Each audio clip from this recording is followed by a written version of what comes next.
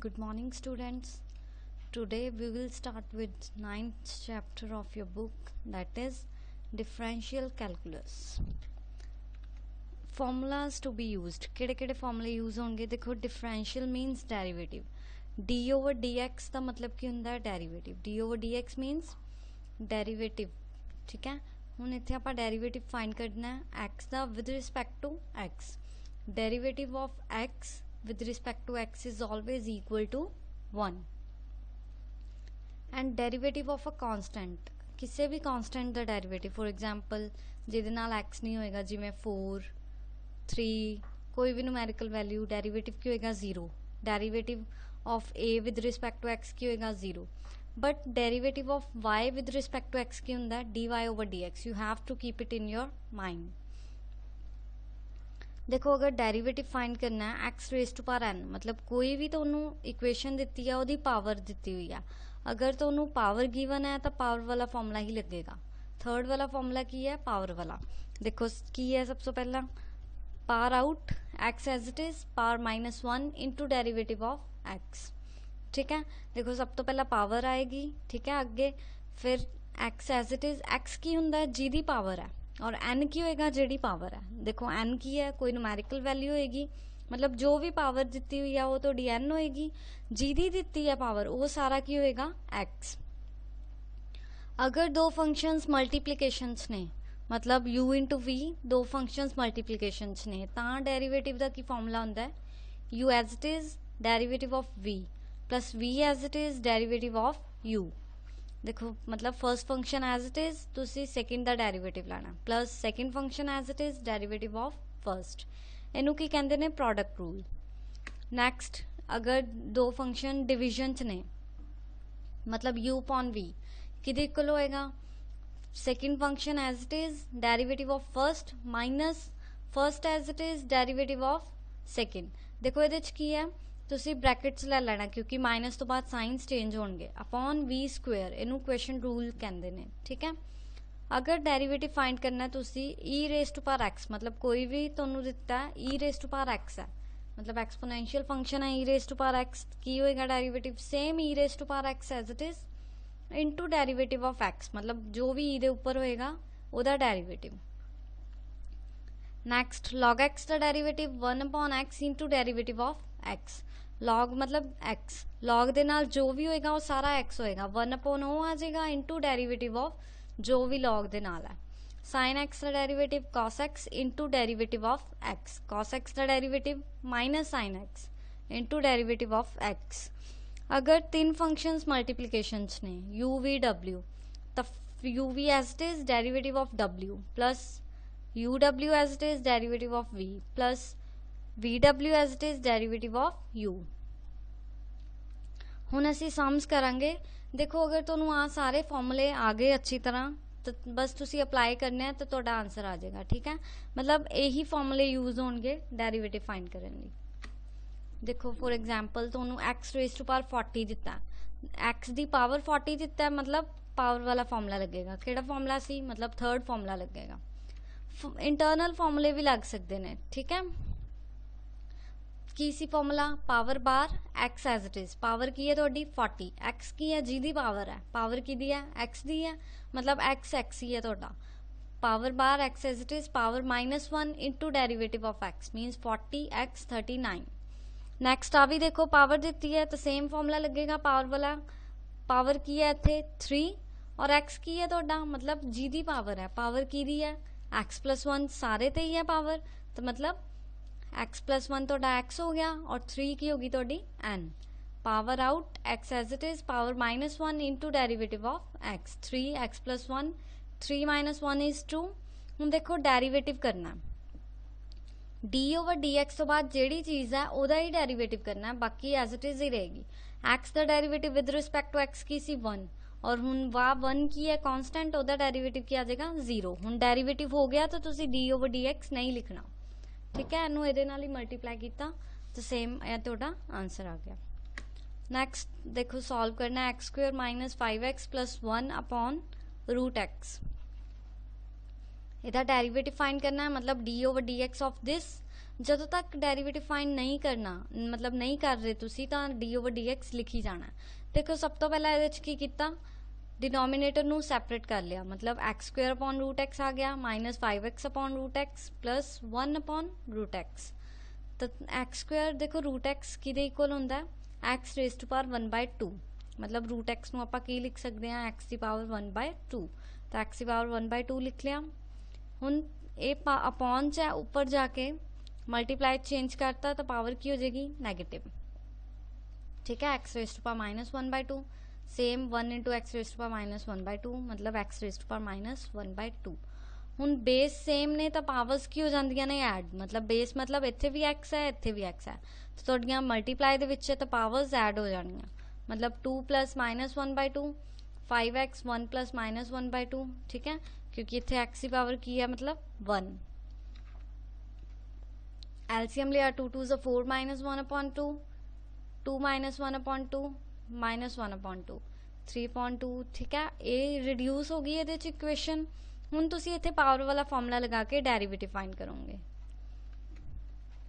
देखो कि सी 3/2 सी, पावर बाहर x as it is, power -1 into derivative of x। देखो x की है तुहाडा जिहदी पावर है, पावर किहदी सी कल्ले x दी, इत्थे भी पावर x दी है, 5 मल्टीप्लाई दे विच उदां ही रहेगा, ठीक है, अप्लाई करता, this is your answer.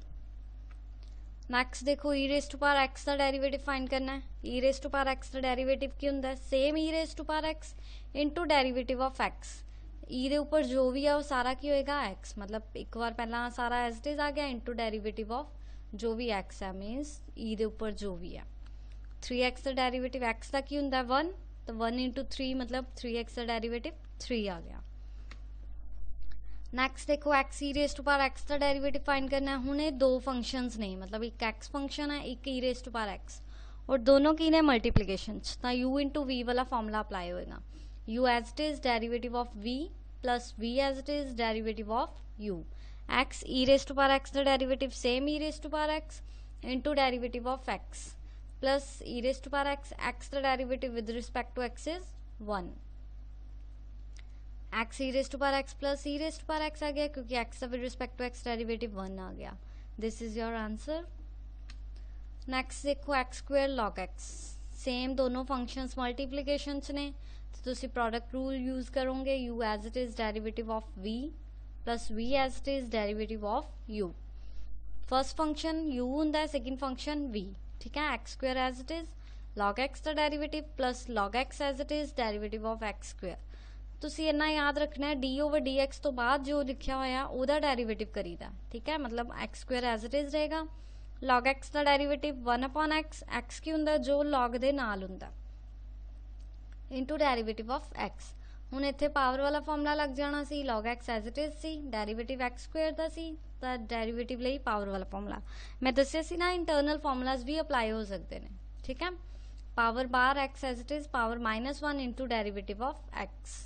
x की है तो जी दी पावर है, पावर की दी है x दी, ठीक है, x नाल x कैंसल, मतलब x into 1 plus log x 2x, इहदा डेरिवेटिव क्या आ गया 1, x plus 2x log x की आ गया तुहाडा आंसर। नैक्सट देखो x प्लस 1/x माइनस 1, ये दोनों फंक्शंस की ने डिवीजन दे विच, मतलब क्वेश्चन रूल अप्लाई होएगा इहदे विच, मतलब v as it is derivative of u minus bracket दे विच लेना है u as it is derivative of v upon v square. First function u हो गया, सेकंड फंक्शन v, तो x minus 1 as it is derivative of x plus 1 minus x plus 1 as it is derivative of x minus 1 upon v square, मतलब x minus 1 दा whole square, वो as it is लिखी जाना है तुसी। x का derivative with respect to x 1 आ गया, 1 कांस्टेंट सी, इहदा डेरिवेटिव 0 माइनस आ एज इट इज 1 आ गया, इहदा 0। हुण मतलब इत्थे 1 रह गया, 1 नूं इन्ना मल्टीप्लाई किया तो सेम रहेगी इक्वेशन, ठीक है।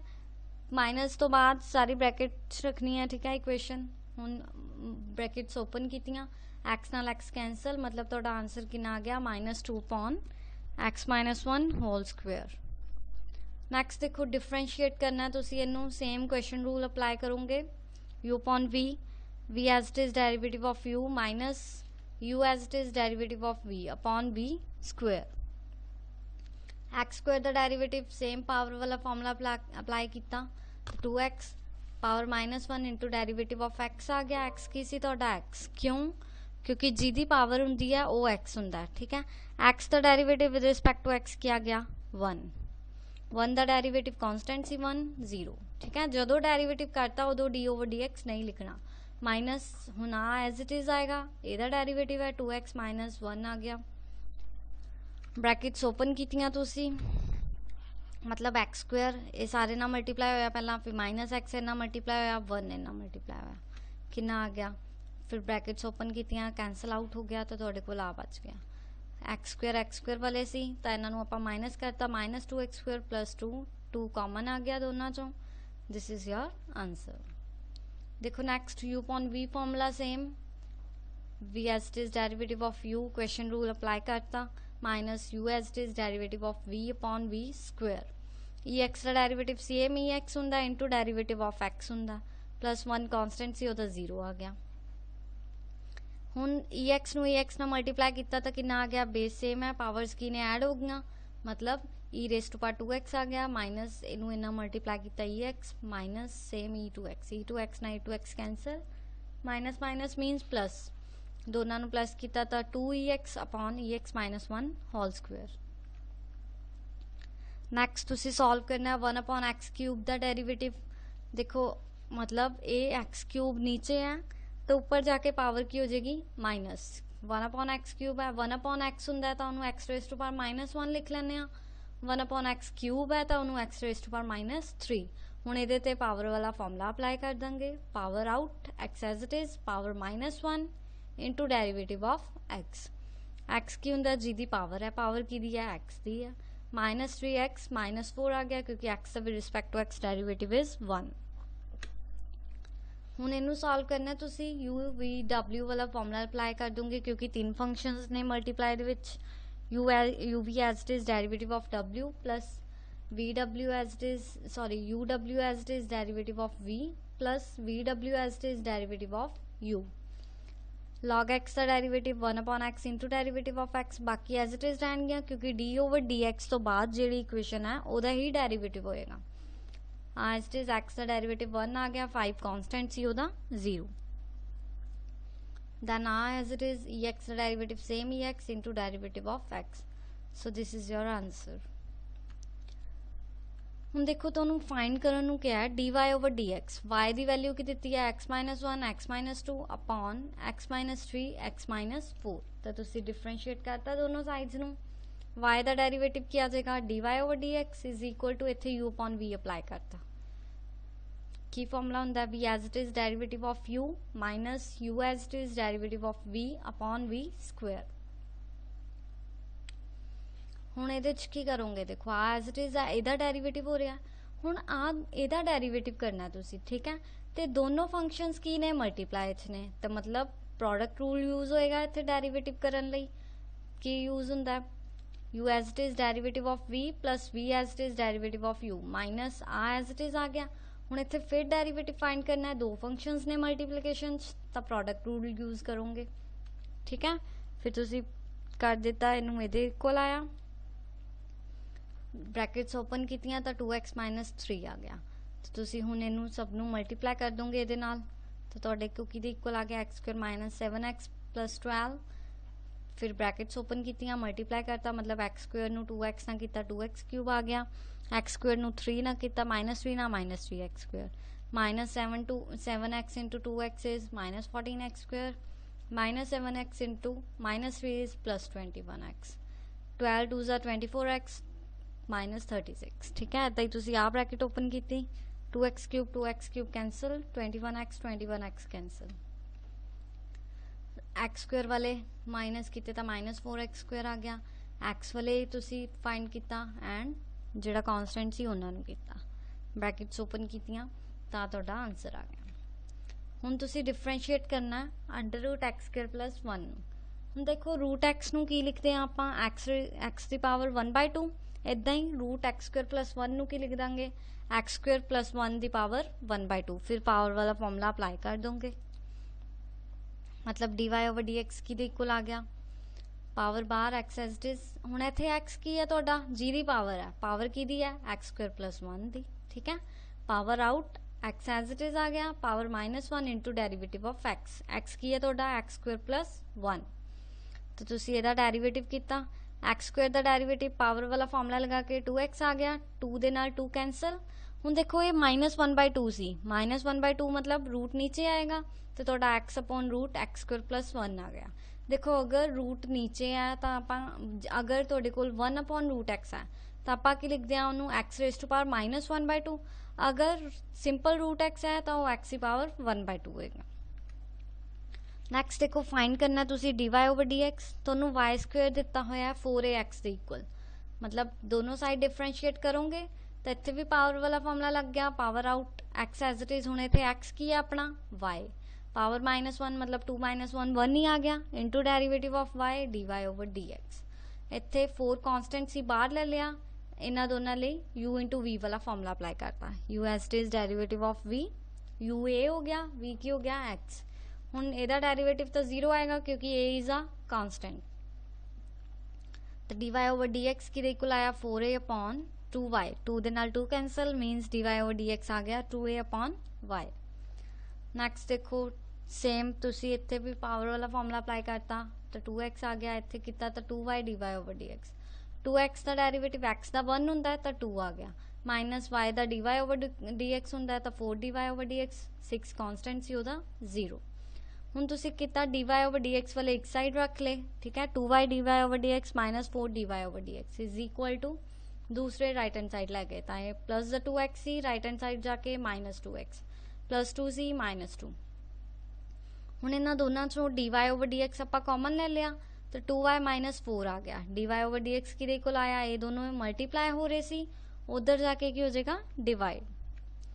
नैक्सट देखो डिफरेंशिएट करोगे बोथ साइड्स, तो e⁻x + 1 मतलब e⁻x का derivative same e⁻x into derivative of x, मतलब जो भी e दे ऊपर है वह फर्दर डेरीवेटिव, ठीक है।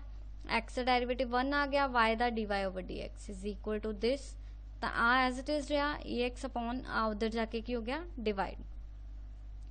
हुण बेस सेम हुंदा तां ही पावर्स ऐड हुंदियां ने, तो तुसी बेस सेम कर लिया, मीनस e⁻x इंटू e⁻y लिखता, e⁻x ना e⁻x कैंसल, तो dy/dx 1 उधर जाके माइनस हो गया, एलसीएम किया गया 1 - ey/ey, this is your answer. देखो फाइंड करना है dy/dx, y की वैल्यू दी है तो √of log x plus √of log x plus √of log x and so on to infinity.